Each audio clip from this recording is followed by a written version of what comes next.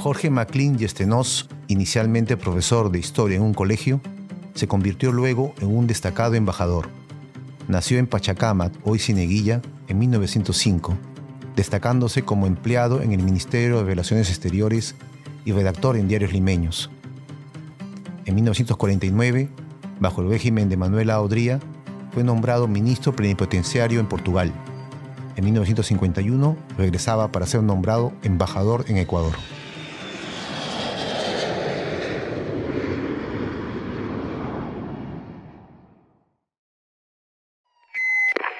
No podemos descartar ninguna posibilidad. Hay indicios y van apareciendo más evidencias en la propia escena del crimen que nos pueden llevar hacia las relaciones personales íntimas del Dr. McLean.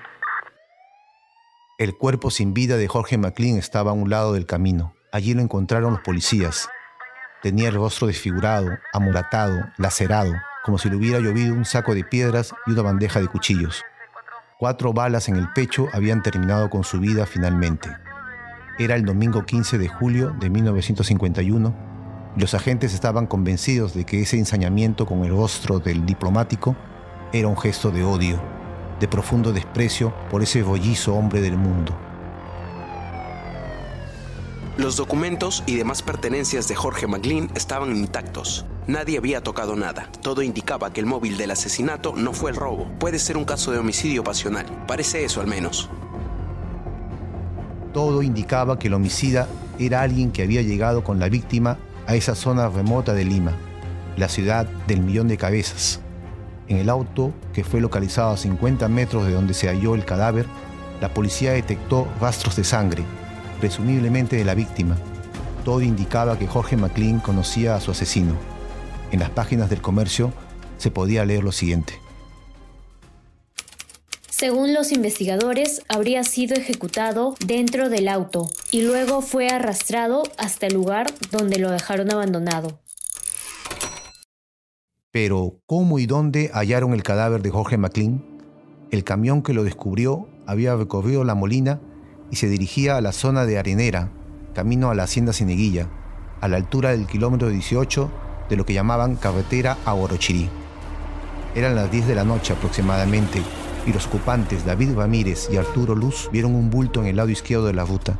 Al encender las luces altas, descubrieron que no era un bulto sino el cuerpo de una persona. De inmediato se detuvieron, bajaron y comprobaron el estado inerte de la víctima. Hicieron la denuncia en el puesto de la Guardia Civil de La Molina. Apenas llegamos al sitio del hallazgo del cadáver, lo acordonamos. Revisamos en detalle el cuerpo y en el bolsillo de su camisa estaban sus documentos personales. Por eso supimos de inmediato su identidad. Ese 15 de julio de 1951, el cuerpo de McLean estaba boca arriba, con los 4 disparos en el tórax, la cabeza rota y el rostro desfigurado con una piedra. Sabían que era una piedra porque a unos metros del cuerpo los agentes la ubicaron completamente ensangrentada. El sombrero habitual de McLean reposaba a un lado, y así permaneció por muchas horas. A la media mañana del lunes 16 de julio de 1951, un reportero del Comercio trató de acercarse al lugar y solo pudo avanzar hasta unos 100 metros de distancia del cuerpo. El juez de turno, Percy Vigil Elías, había pedido esa distancia prudencial.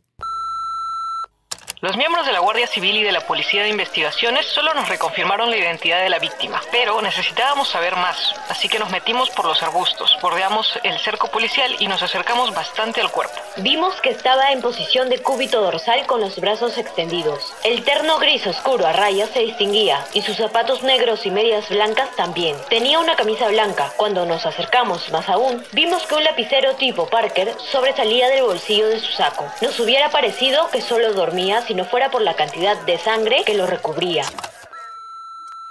El auto de la víctima era un Pontiac de color verde. Entre el cuerpo y el auto había unos 50 metros de distancia. El cadáver quedó pegado al cerro. Allí mismo lo ultimaron. Era la idea de la policía. No hubo rastros de robo, había dinero en sus bolsillos y hasta un reloj de oro en la muñeca izquierda, que se había detenido a las 10:05. Al mediodía del lunes 16 de julio de 1951, las autoridades judiciales ordenaron el levantamiento del cadáver. La sociedad peruana quedó impactada. El Comercio destacó la figura profesional y personal del doctor Jorge McLean y condenó su homicidio con ensañamiento, sin misericordia. La opinión pública y los medios de prensa exigieron la identificación y captura del criminal. En la noche del lunes 16 de julio nos enteramos de una posible captura del asesino. Esto tomó fuerza cuando comprobamos movimiento policial en la ruta de La Molina. De inmediato fuimos a ese lejano distrito y luego a la carretera Cieneguilla. Cuando llegamos al lugar del asesinato, a las 2 de la madrugada del martes 17 de julio, vimos cómo un numeroso grupo de policías rodeaba a un hombre. El área estaba acordonada con agentes de dicha comandancia. Todos tenían la mirada puesta en el extraño sujeto. Era un hombre relativamente joven, mestizo, delgado y de no más de 1,70 m de estatura. Vestía un terno negro y lucía tranquilo en apariencia. Los reporteros obtuvieron datos precisos de algunos policías que rompieron la reserva de ese momento. Así, los periodistas como los del Comercio pudieron comprobar que aquel era el asesino de Jorge McLean y Estenos. La captura fue en tiempo récord. El asesino fue capturado en 24 horas. Se llamaba Juan Antonio Perazo Cáceres, de 28 años. No era un desconocido para McLean. Perazo era su secretario personal. Juntos trabajaron en Portugal, cuando el embajador era el ministro plenipotenciario y enviado extraordinario del Perú. McLean le dio confianza y entabló una cercana amistad con el joven Perazo. La policía comentó que este, apenas apresado, se declaró el homicida de su jefe. Los 4 tiros de Perazo salieron de una pistola Mauser calibre 7.65. El asistente del diplomático negó tener algún cómplice, pero eso era difícil de creer por la corpulencia y talla de McLean y porque este se habría defendido. Además, era evidente que luego de baleado fue arrastrado unos 50 metros. El criminal había comprado zapatos nuevos que fueron hallados a 6 kilómetros de allí, con el objetivo de borrar algún tipo de evidencia que lo inculpara y así poder confundir a los investigadores.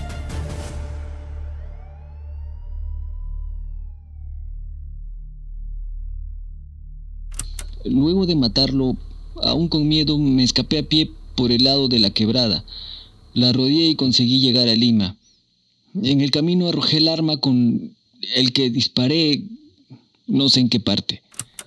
Eso fue lo que declaró brevemente a El Comercio el asesino del diplomático McLean, antes de que los agentes se lo llevaran sin poder interrogarlo más.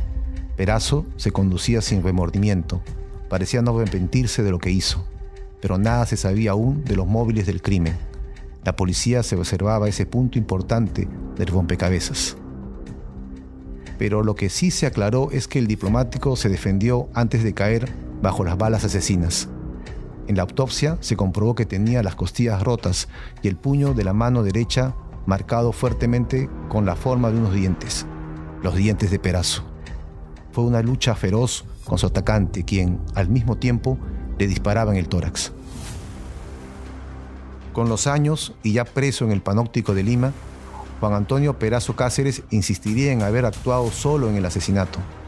El móvil se fue derivando hacia un asunto de relación íntima, de celos e intrigas entre amantes, a las afueras de Lima.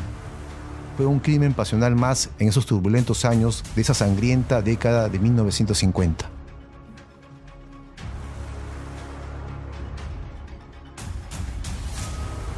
Si este episodio te cautivó, no puedes perderte la próxima entrega de La Última Pista. Aún hay más relatos de misterios y crímenes sin resolver que aguardan nuestras páginas. Esto fue El Comercio Podcast.